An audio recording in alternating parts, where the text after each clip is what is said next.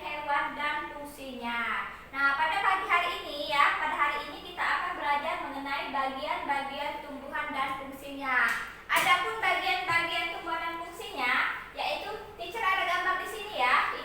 Ini bagian-bagian tumbuhan ya. Yang pertama itu, ini bunga ya, bunga. Lalu buahnya, nah ini gambar ini buah nah. Lalu biji, nah biji itu di dalam buah ya. Lalu ada pun daun ya, bagian tumbuhan itu ada daun, ini daunnya.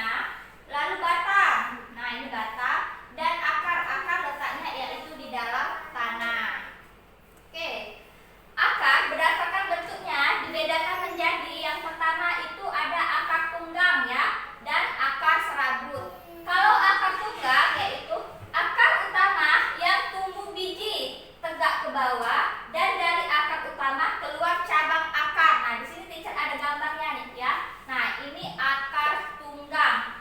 Lalu akar serabut. Akar serabut, akar yang keluar dari pangkal batang utama dan umumnya bergerombol sebagai pengganti akar tunggang yang tidak berkembang. Nah, di sini contoh dari akar serabut ya. Bisa kalian bedakan sendiri ya di rumah. Ini akar tunggang dan ini akar serabut. Oke. Fungsi akar ya. Fungsi akar itu yang pertama itu menguatkan berdirinya tumbuhan pada tempat tumbuhnya. Lalu menyerap air dan garam-garam mineral dari dalam tanah dan menyimpan cadangan makanan. Berdasarkan fungsinya, akar dibedakan menjadi akar gantung, ya, akar gantung, akar napas, akar papan, dan akar tunjang ya. Sekarang kalian buka bukunya pada halaman 13 ya. Akar gantung. Akar gantung itu berfungsi untuk mengambil uap air dari udara. Contohnya pada pohon beringin ya. Kalian mungkin sudah tahu pohon beringin ya, karena itu ada di burung garuda. Lalu akar napas. Akar napas itu merupakan akar yang muncul ke permukaan tanah atau lumpur yang berfungsi untuk bernapas dan mengeluarkan zat tertentu seperti garam. Contohnya pada pohon bakau jenis api-api. Oke, kalau akar papan ya, akar papan itu berfungsi untuk membantu tegaknya tumbuhan. Contohnya pada pohon randu atau pohon kenari ya. Dan selanjutnya itu akar tunjang. Akar tunjang berfungsi sebagai penahan tumbuhan agar tidak roboh. Contohnya pada tumbuhan pandan. Mungkin kalian beberapa kalian ini sudah ada yang tahu pohon pandan itu tumbuhan pandan itu seperti apa. Oke, selanjutnya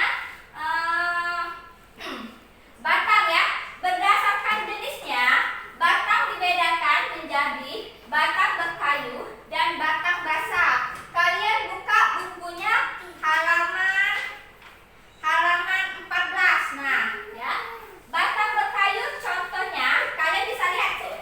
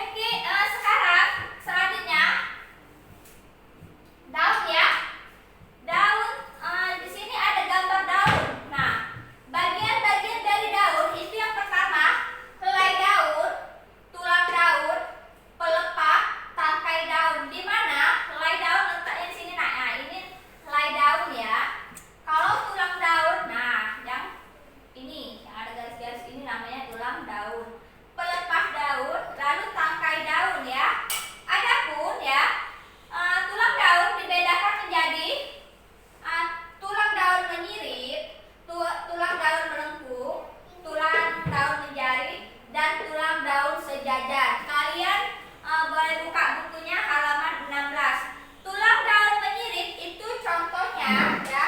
Contohnya itu pada daun jambu dan daun mangga. Nah, teacher ada di buku ini ada contoh daun jambu ya, Nak. Nah, ini contoh daun jambu di mana tulang daunnya menyirip. Oke. Tulang daun melengkung. Tulang daun melengkung. Nah, ini contoh dari tulang daun melengkung. Nah, tulang daun melengkung ini contohnya pada daun sirih atau enceng gondok juga bisa ya. Nah, ini contohnya. Mungkin kalau zaman dulu kalau orang yang tua ya, nenek-nenek itu suka menyirih ya, memakai daun sirih ini, artinya tulang daun melengkung ya. Lalu adapun tulang daun menjari. Nah, tulang daun menjari contohnya itu pada daun pepaya. Nah, ini daun pepaya ya. Ini Nak ya, daun pepaya. Lalu tulang daun sejajar ya. Tulang daun sejajar itu contohnya ada terdapat di daun padi dan daun jagung. Nah, ini contoh pada daun jagungnya. Oke, terima kasih.